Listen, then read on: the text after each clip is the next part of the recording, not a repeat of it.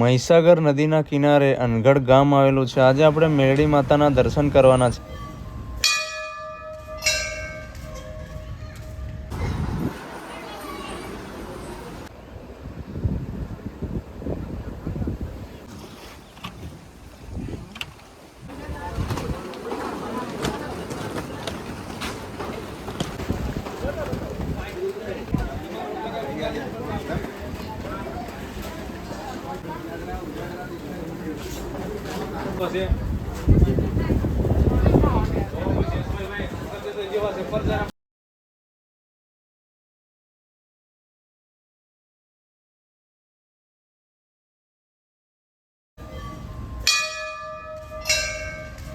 અહીંયા દર રવિવારના દિવસે મેળો ભરાય છે.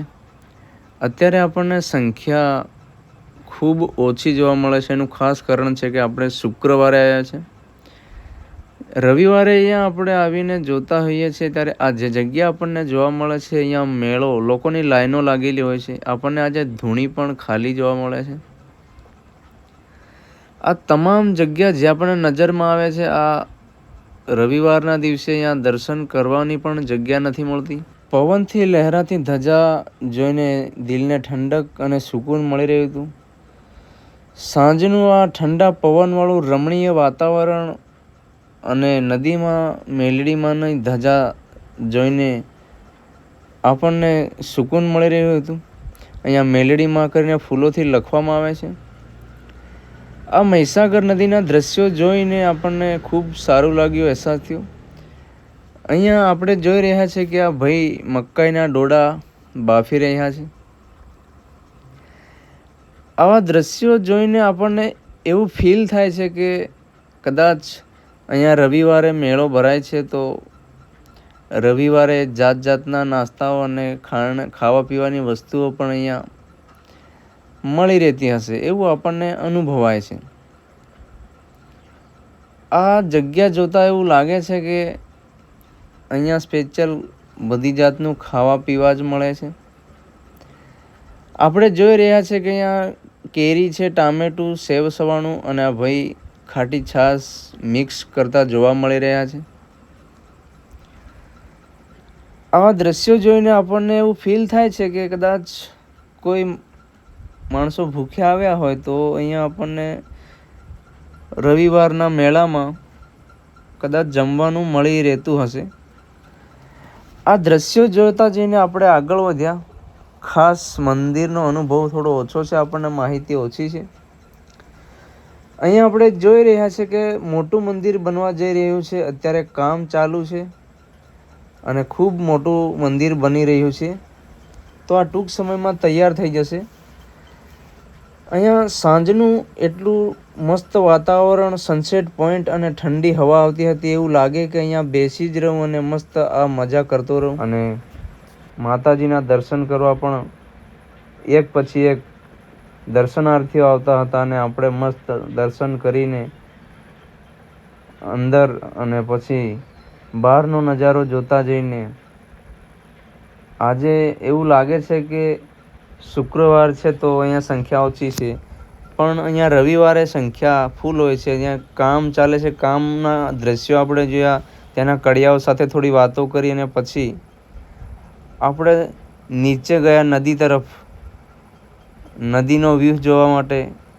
અમુક દર્શનાર્થીઓ દર્શન કરીને ઉપરની તરફ આવતા હતા, ત્યારે આપણે નીચેનો એ સુંદર નજારો જોવા માટે જતા હતા કે જ્યાંથી આપણને મેલડી માના દર્શન થાય અને પાણીમાં જે મસાણી માં કરીને ફૂલોથી લખવામાં આવે છે એ દ્રશ્ય આપણે જોયું.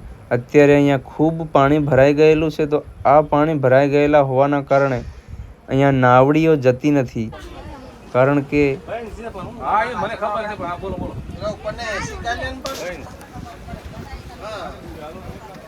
હે મોટા દરિયા જેવો અનુભવ થાય અને ખૂબ મોટી નદીનો અહેસાસ થાય. આપણે એ બધું જોવા માટે નીચે ઉતરતા હતા અને સાંજ પડી હતી અને મસ્ત ઠંડો પવન આવતો હતો અને મહીસાગર નદીનો આ એકદમ સુંદર નજારો જોઈને એવું લાગે કે આપણે દરિયા કિનારે આવી ગયા છે. અહીંથી સનસેટ પોઈન્ટ પણ દેખાતો હતો. તેમજ નદી કિનારે પડેલી નાવડીઓ છે. અને આ હવાની સાથે વાતો કરતા જઈને આપણે આ ખૂબસૂરત પળ માણી. અને નીચે જઈને જોયું તો ત્યાં આગળ પણ અત્યારે કડિયાકામ ચાલુ છે, જ્યાં અત્યારે નાવિકો અને કામ કરનારા મજૂરો જ અહીંયા આગળ છે. કારણ કે પ્રવાસીઓ મોટા ભાગે રવિવારે આવતા હોય. અત્યારે અંદર નાવડીઓ જતી નથી. આ ખૂબ સરસ જોવા મળે છે કે દરિયા જેવડું મોટું પાણી છે અહીંયા આગળ. તો નાવ જવું એ અશક્ય વાત છે. એટલે આપણે મસ્ત આ કામ જોતા જઈને, અહીંના નજારાઓને જોતા જઈને, આ અનગઢ ગામ અને મસાણી માતાના મંદિરના નજારાઓ જોતા જઈને નાવડીઓ પણ પાણીમાં એવા હિલોળા મારતી હતી પાણીના આંચકાઓથી. આ બધું જોતા જઈને આપણે આગળ ચાલ્યા. 2-4 ભાઈઓ આવ્યા, એમની સાથે આગળ ગયા. તો આ નાવડીઓ સાથે મહીસાગરની નદીનો નજારો જોતા જઈને આપણે આગળ ગયા. ત્યાં જઈને સનસેટ પોઈન્ટ, જોરદાર સાંજનું વાતાવરણ એકદમ સુંદર લાગતું હતું. એની આપણે મજા માણી. અને અહીંયા આગળ તમે જોઈ શકો છો કે માતાજીના દર્શન કરવા અહીંયા લોકો ગોળ કુંડાળાથી ફરતા હોય છે. અત્યારે એટલું બધું પાણી ભરાઈ ગયેલું છે કે ત્યાં આગળ જવું અશક્ય છે. એટલે નાવડીઓ જતી નથી. થોડા પ્રવાસીઓ આવે છે, કારણ કે અત્યારે પાણી ખૂબ ભરાઈ ગયેલું છે. મે મહિનાની અંદર તમે આવો તો રવિવારે જ આવજો, કારણ કે મે મહિનામાં પાણી ભરાઈ ગયેલું હોય છે. અને આ અહીંના દ્રશ્યો છે. બધા માતાજીના દર્શન કરતા હતા અને ત્યાં આગળ અમુક નાસ્તો કરતા હતા. તેમજ આ માતાજીના દર્શન કરવા આવેલા સાંજના રમણીય વાતાવરણની મોજ માણી રહ્યા હતા લોકો. મેલડી માના દર્શન કરીને આપણે આગળ વધ્યા.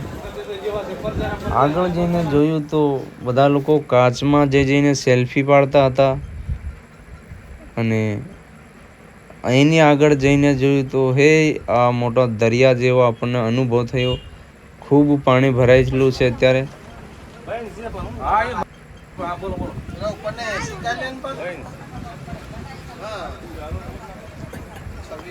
પછી આપણે આ સુંદર સૌંદર્યને માણીને માતાજીના દર્શન કરીને આગળ વધ્યા. અમુક દર્શનાર્થીઓ આવતા હતા અને અમુક જતા હતા. આ દૃશ્ય જોઈને આપણે આગળ વધ્યા. એક પરિવાર ત્યાં આગળ સેલ્ફી ફોટા લેતું હતું, બીજા નાવડીમાં બેસીને ફોટા લેતા હતા. આવો સુંદર નજારો જોઈને આપણે ઉપરની તરફ આગળ ચાલ્યા હતા. પછી માતાજીના દર્શન કરીને મજા આવી. આપણી ખૂબ મહેનત છે અને આ મહેનત, હું આશા રાખું છું કે તમને બહુ મસ્ત વિડીયો લાગ્યો હશે. તો કમેન્ટમાં જય મેલડીમાં લખી દેજો.